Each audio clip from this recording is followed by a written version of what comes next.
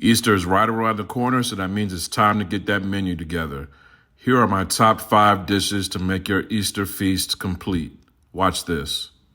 Fry up 4 strips of bacon. Once that's cooked, set aside and then add your shrimp. Season up your shrimp with that Uncle Dibbz King Creole blend. You can get it at UncleDibbz.com, and then set your shrimp to the side. Cut your bacon up into bacon bits and set to the side. Grab your boiled eggs, take the yolk out and put it in a bowl. In that bowl, add mayonnaise, spicy mustard, and then some more of that King Creole blend and give it a good mix. Grab a small sandwich bag and then put that yolk mix in that bag and cut one of the corners so that you can go ahead and put the yolk in the eggs. Add your shrimp, bacon, a little bit of parsley, and you're good to go.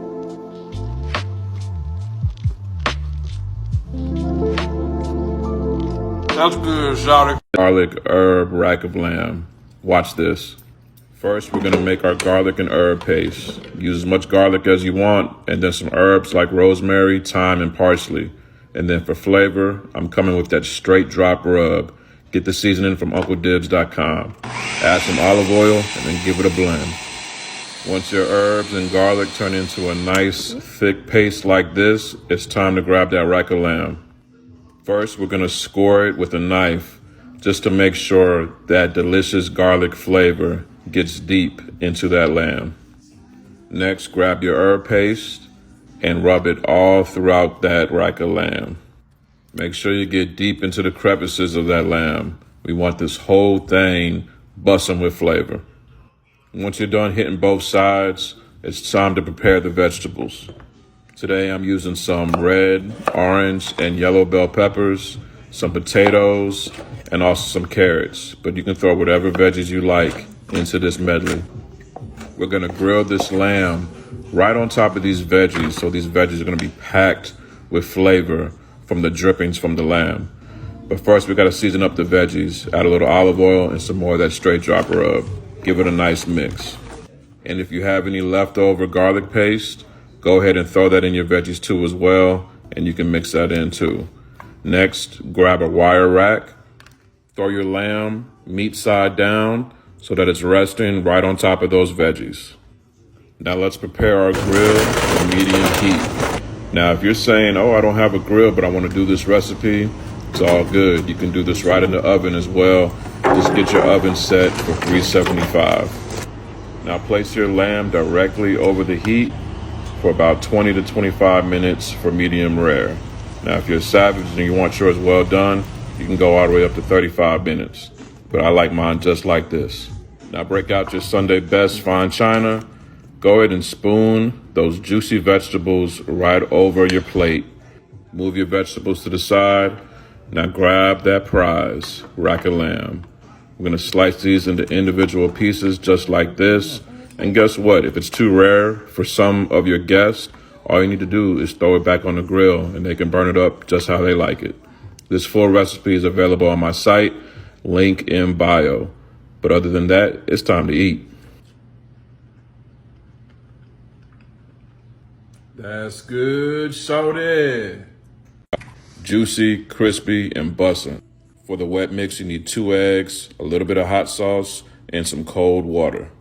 Mix that all up and set it to the side.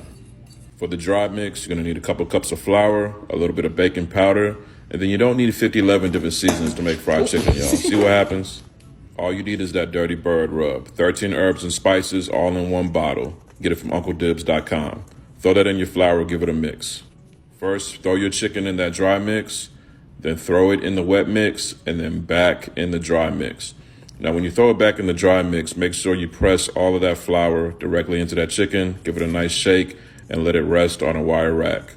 Repeat this process for the rest of your chicken pieces, and I guarantee you the juiciest, crispiest fried chicken you've ever made in your life. After your chicken is all dressed up, let it sit for about 10 minutes so that flour adheres to that chicken. In the meantime, heat your oil to about 345 to 350. Once your oil gets to temp, place your chicken in that pot. The temperature of the oil is going to drop once you place the chicken in the oil. So make sure you keep it between 300 and 325 so you get a nice golden color just like this. Now look, you be the judge. Which one you going with? Popeyes or Uncle Dibbz? Let me know in the comments. And oh yeah, don't forget the hot sauce.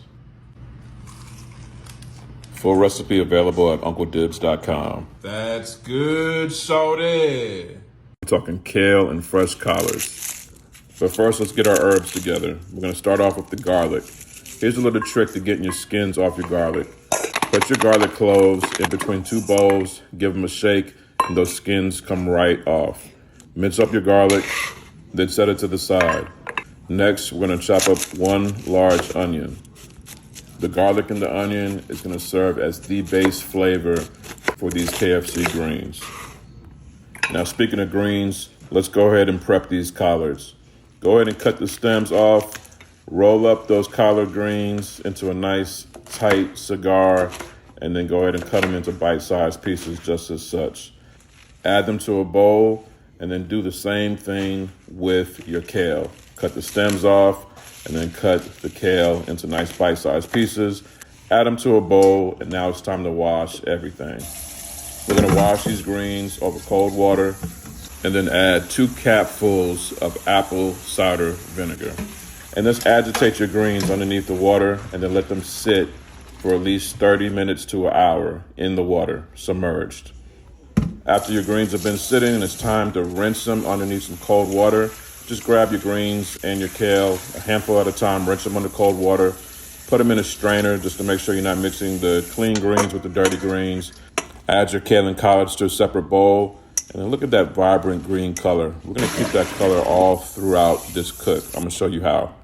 First, in a large pot, medium heat, add your onion, add your garlic, and then add 1 smoked turkey leg. And then for that seasoning, I'm using that Delta Dust. For the flavor, think Popeyes in a bottle. You can get it from UncleDibbz.com. Next, add your broth, bring to a boil, cover, and then simmer on low for 30 minutes. After 30 minutes, add your KFC greens, your kale and fresh collard greens. Then, make sure you add some more of that Delta Dust. Stir to make sure everything's well combined, but here's the trick. To make sure your greens don't get all ashy and gray looking, do not cover your pot. Cook uncovered, medium-low heat, 40 minutes, stirring occasionally, and you'll have nice, vibrant greens that look just like this. You can even tear off a little bit of that turkey leg and add it to your greens. To get this full recipe, go to UncleDibbz.com or just visit the link in my bio. Oh yeah, don't forget that hot sauce.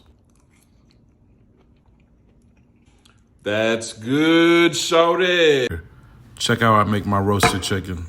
Save this recipe for your Easter menu. Grab your vegetables, potatoes, carrots, and onion, slather them down with some oil, and then use this seasoning right here, the Delta Dust. Get it from UncleDibbz.com. Next, grab your chicken. Melt 1 stick of butter, and then grab this seasoning right here, the Dirty Bird Rub. 13 herbs and spices all in 1 bottle, so that you don't have to go on an Easter egg hunt trying to find spices to season up your chicken. Get it from UncleDibbz.com. After you pour all that flavor over your bird, it's time to stuff it with some aromatics, some lemon, some sage, some thyme, some garlic. Don't forget the rosemary. Set that chicken to the side, grab a casserole dish, and then now it's time to grab that bag. Now, this isn't one of those bags from underneath your sink. This is an oven-safe bag specifically used for cooking. Put 1 tablespoon of flour in that bag, shake it all around, and then add your veggies. Next, lay your chicken right down on top. Any of that reserved butter, go ahead and pour it over your chicken, and then pour some chicken broth in the bag. Tie your bag into a knot. Make sure you cut a couple slits on top of the bag for some ventilation. Bake for 2 hours at 350. After your chicken has rested for 10 minutes, cut away the bag, and then dinner is served. Now, when I say this chicken is juicy and bussin', look how tender this is. Fall off the bone chicken. That drumstick just came right off the bone. Full recipe in the caption or go to the link in my bio. That's good, shorty.